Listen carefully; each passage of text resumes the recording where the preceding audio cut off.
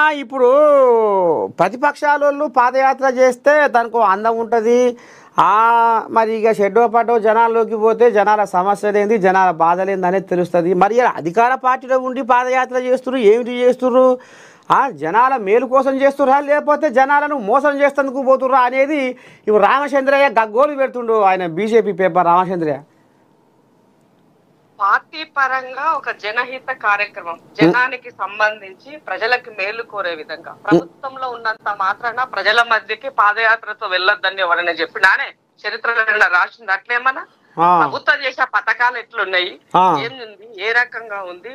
ఇప్పుడు ప్రతిపక్షంలో ఉన్నప్పుడు కష్టం తెలుసుకొనికే పోతాం, అధికారంలో ఉన్నప్పుడు ప్రజలు ఇచ్చేటువంటి ప్రభుత్వం చేసే పనులు ఎట్లా ఉన్నాయో తెలుసుకోనిక కూడా వెళ్ళొచ్చు.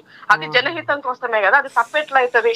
రెండో విషయము, ఇవాళ కాంగ్రెస్ పార్టీకి సంబంధించిన ఒక ఐడియాలజీ బేస్ లో కాంగ్రెస్ అంటే ఏంటి, అసలు దీని యొక్క నేచర్ ఏంటి, ఎందుకంటే వచ్చేటువంటి కొత్త జనరేషన్ కూడా తెలియాల్సినటువంటి అవసరం ఉంది.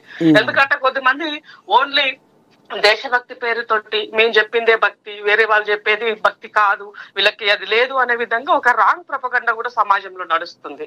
కాబట్టి అందుకని ఇవాళ పిసిసి గారైనా మీనాక్షి నటరాజన్ గారు అయినా చాలా క్లియర్ గా ప్రజలకు మన యొక్క సంక్షేమ పథకాలు తెలియజేస్తూ అసలు ఏముంది, ఏం జరుగుతుంది, ఎలా వెళ్తుంది, ఏముంది భవిష్యత్ తరంలో కార్యకర్తలకి ఈ పాదయాత్ర నిన్న మీరు చూసుంటారు, చాలా పెద్ద స్పందన వచ్చింది.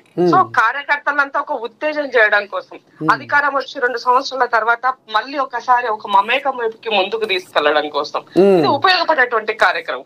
ఇప్పుడు వానలు పడుతున్నాయి, విత్తనం వేసుకునే టైము, రైతులు పొలాల్లో తిరుగుతుంటారు, సాయంత్రం 5 గంటలకు స్టార్ట్ అవుతున్నాం, పోయేటప్పుడు వాళ్ళు పొలం పనుల నుంచి ఇంటికి పోయేటప్పుడు పాదయాత్ర రూపాయలు వెళ్తున్నప్పుడు ఆ ప్రజలు రైతులు వచ్చి కలవడానికి ఒక అవకాశం, ఒక స్కోప్, అంతే కదా. ఇప్పుడు ప్రజలు ఎప్పుడు కూడా ప్రజలు ప్రభుత్వం కాడికి పోవాలనుకుంటారు, పార్టీ దగ్గరికి పోవాలనుకుంటారు, కానీ పార్టీ ప్రజల దగ్గరికి వెళ్ళాలని ఒక మంచి నిర్ణయం చేసింది. ఇది తప్ప ఏ విధంగా అవుతుంది? సో కాబట్టి పచ్చకామరులకు లోకమంతా పచ్చగానే ఉంటది. ఇప్పుడు వాళ్ళు ఎంతసేపు రెండో చేస్తారు.